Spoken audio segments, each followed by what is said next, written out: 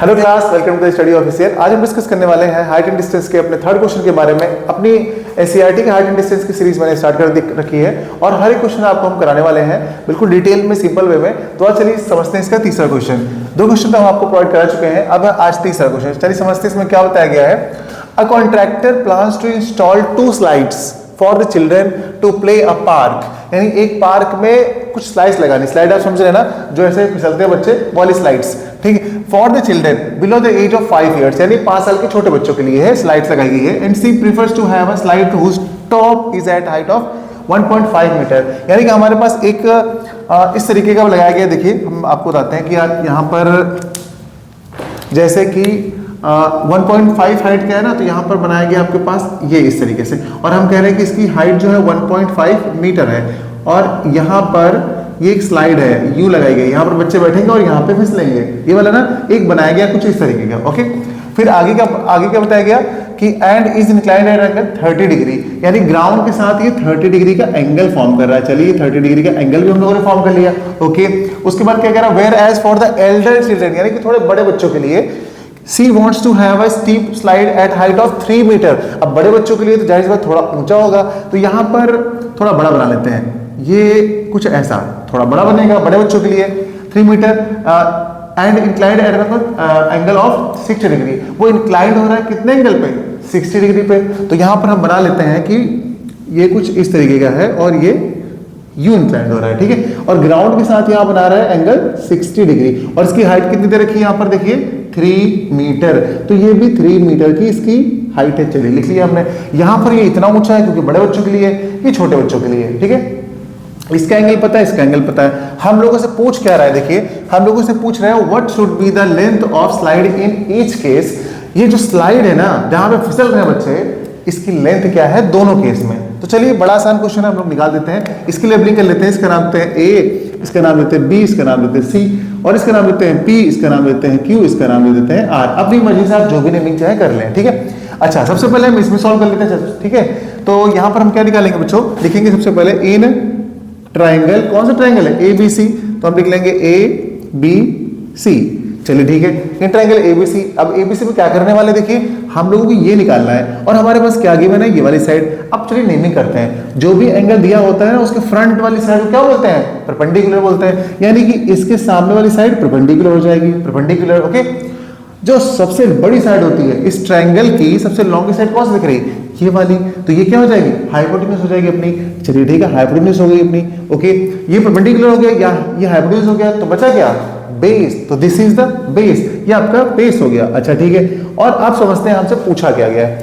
हम लोगों से पूछा गया है हाइपोटेन्यूज। तो ऐसा कौन सा फॉर्मूला है बच्चों जिसमें आपका P और H आता है, तो सभी को ध्यान आ गया होगा कौन सा फॉर्मूला है, करेक्ट, साइन। तो हम यहां पर अप्लाई करेंगे बच्चों, sine 60 degree is equals to क्या होता है, परपेंडिकुलर अपॉन हाइपोटेन्यूज, यानी P बाई H। तो P की प्लेस पे क्या है, AB, और हाइपोटेन्यूज के प्लेस पे क्या है, AC, तो AC लिख देंगे। अब सबकी वैल्यूज पुट करते हैं। देखिए साइन 60 की वैल्यू क्या है, लर्न होना चाहिए सभी को अच्छे से। साइन 60 की वैल्यू है बच्चों √3/2, और AB कितना है हमारे पास, AB तो 3 मीटर है, तो हम 3 मीटर पुट करेंगे। और यहाँ AC पता नहीं है क्योंकि AC तो निकालना है हमको। चलिए ठीक है, अब क्या करेंगे, अब इसे क्रॉस मल्टीप्लिकेशन कर लेते हैं। तो यहाँ से क्या निकालेंगे, AC, ठीक है। इसको ऊपर भेज देते हैं, इसको नीचे भेज देते हैं, तो AC ये 3 आ गया, और ये 2 ऊपर भेज देंगे तो 3 × 2, और अपॉन में ये √3 आ जाएगा, तो हम लिख देंगे √3। अब जब भी √3 नीचे आता है, हम सबको पता है क्या करना होता है, रेशनलाइजेशन। तो हम लोग यहाँ पे कर लेंगे रेशनलाइजेशन, यानी कि √3 से न्यूमरेटर और डिनोमिनेटर में मल्टीप्लाई कर लो, बस हो गया रेशनलाइजेशन। तो आप क्या करेंगे, इसको 3 × 2 = 6 √3, और डिनोमिनेटर में कितना हो जाएगा, √3 का मल्टीप्लाई कितना होता है बच्चों, 3 होता है, और 3 × 1 = 3 और 3 × 2 = 6। तो इस तरीके से हम लोगों ने AC फाइंड कर लिया है, कितना आ जाएगा, 2√3। क्या इस मीटर, क्या पूरे क्वेश्चन में हमारे पास √3 की वैल्यू दे रखी है, नहीं दे रखी है। अगर दे रखी होती तो हम यहाँ पुट करके उसको भी एग्जैक्टली निकाल लेते हैं। अदरवाइज हमारे पास AC की वैल्यू नहीं आ चुकी है, बस आप यहीं पर छोड़ दीजिएगा। यही हो गई इसकी स्लाइड की लेंथ।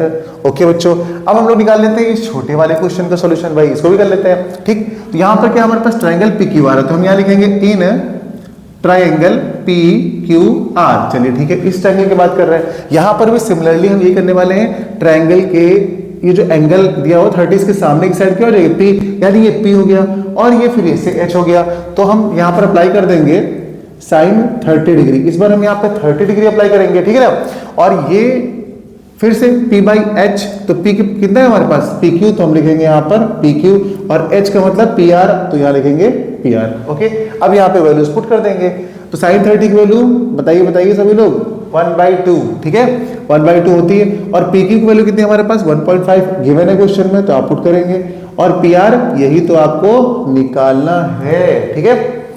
अब क्या करेंगे, क्रॉस मल्टीप्लाई कर दीजिए, तो आप लिखेंगे P R is equal to 1.5 into 2, और डिनोमिनेटर में 1 चला जाएगा तो उसको हम लोग लिखते नहीं है, तो कितना हो जाएगा 15 2 हो जाएगा 30, और ये डेसिमल यहां पुट कर देंगे, तो पी आर की वैल्यू हो जाएगी हमारी 3 मीटर।